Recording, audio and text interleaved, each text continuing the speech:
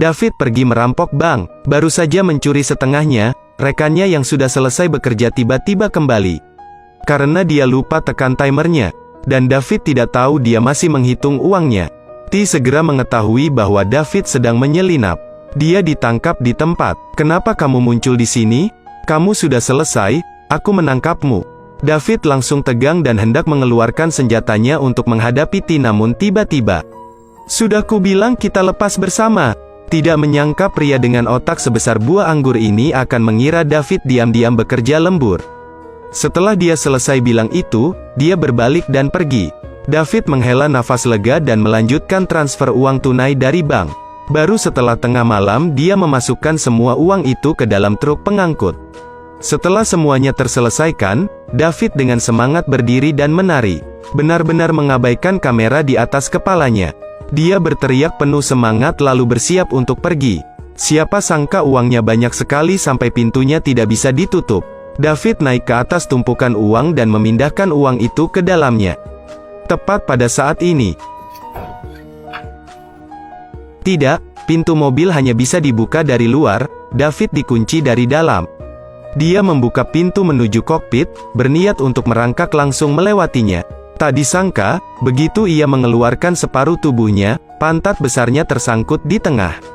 David ingin melarikan diri dari truk pengangkut uang namun akhirnya terjebak karena pantatnya terlalu besar.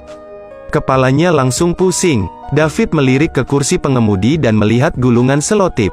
Kemudian kepala cerdasnya muncul dengan sebuah ide. David merekatkan beberapa gumpalan uang. Gunakan tangannya untuk memutar kunci mobil. Lalu menekan tumpukan uang itu ke pedal gas. Jadi mobilnya langsung keluar. "Cepat selamatkan aku, jangan lihat lagi." Apa yang dia lakukan? Di depan pintu utama ada kaki tangan yang telah menunggu berjam-jam. Pacar David dan beberapa temannya melakukan penghitungan cepat. Tidak menyangka jumlahnya beberapa puluh juta dolar. Alasan mereka mengirim David dalam misi ini adalah karena dia bekerja sebagai satpam di bank. Cara mencuri yang naif dan bodoh itu segera membuat polisi menetapkan dia sebagai tersangka nomor 1. Agar David bisa melarikan diri, kaki tangannya bersiap membawanya ke pulau kecil di luar negeri terlebih dahulu. Untuk sementara melarikan diri dari badai, mereka memasukkan 20.000 dolar ke dalam celana David. Untuk menghindari penggeledahan oleh bea cukai, Kelly mulai mendandaninya. Dari seorang paman yang ramping menjadi seorang adik perempuan yang cantik. Gak bilang panjang lagi, adik imut ini akan berikan ciuman kepada siapapun yang memiliki komentar dengan suka terbanyak. Nah, karena penampilan David yang aneh ini, bahkan staf keamanan pun membencinya dan menyuruhnya segera pergi. Begitu saja, David segera sampai di sebuah pulau kecil yang terpencil.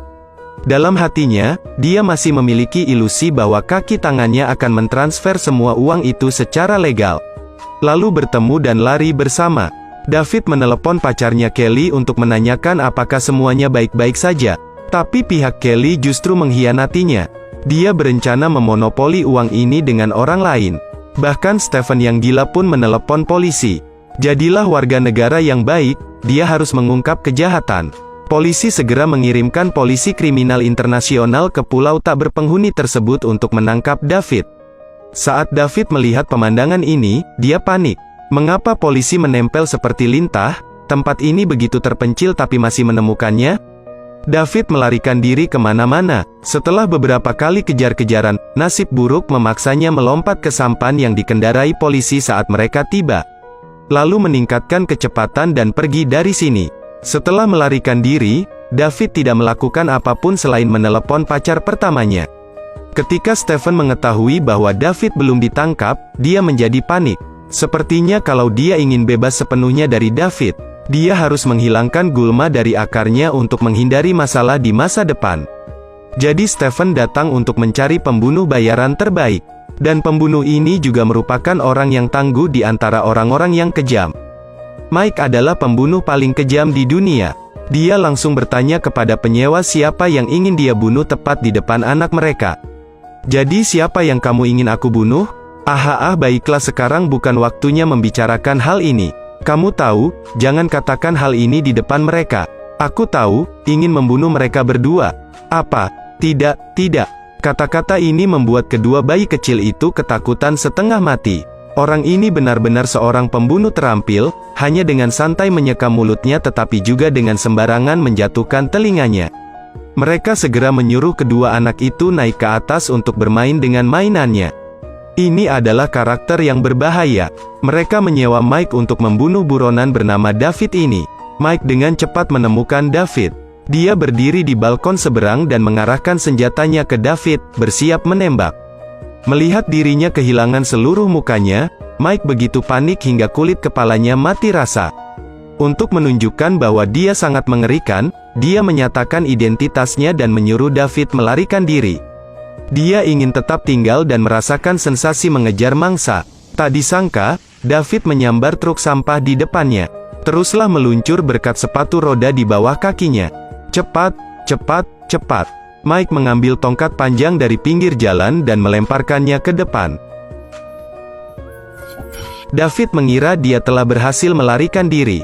Namun Mike tetap tidak menyerah dan berlari untuk menyerang secara diam-diam tanpa sepengetahuan iblis.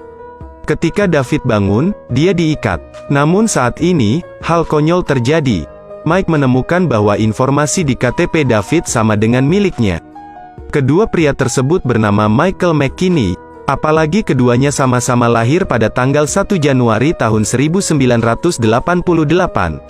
Bahkan kampung halaman mereka adalah desa yang sama. Mike mengira mereka berdua pasti ditakdirkan. Namun dia tidak tahu KTP tersebut hanyalah KTP palsu yang dibuat David untuk menyamar. KTP asli secara tidak sengaja dicuri dari pembunuh itu sebelumnya. Mike tidak tahu apa yang terjadi, jadi dia menangis dan terus meminta maaf kepada David. Ini benar-benar takdir. Tolong, kamu harus memaafkanku. Aku memaafkanmu. Aku sudah memaafkanmu. Tolong. Begitu saja, Mike tidak hanya tidak menyakiti David, tapi juga menjalani kehidupan yang manis bersamanya. Mendengar Mike berbicara, David tahu. Tidak menyangka pacarnya dan temannya berkolusi untuk mengkhianatinya. Bahkan mengajak Mike untuk membunuhnya. David sangat marah dan membawa senjata ke rumah Stephen. Bersiap untuk membalas dendam dari mereka.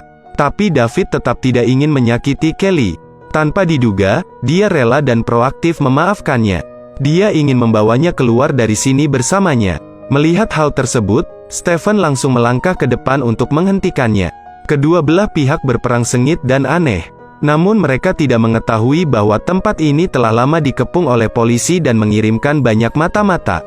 Saat keduanya bertengkar, polisi dengan mudah menemukan bukti bahwa mereka telah merampok uang. Akhirnya David dengan senang hati menerima seragam tersebut dan masuk ke dalam sel. Tapi harus saya katakan, apakah pria lugu seperti Mike tidak cukup menarik? Mengapa David harus kembali dengan keras kepala untuk menyelamatkan pacarnya?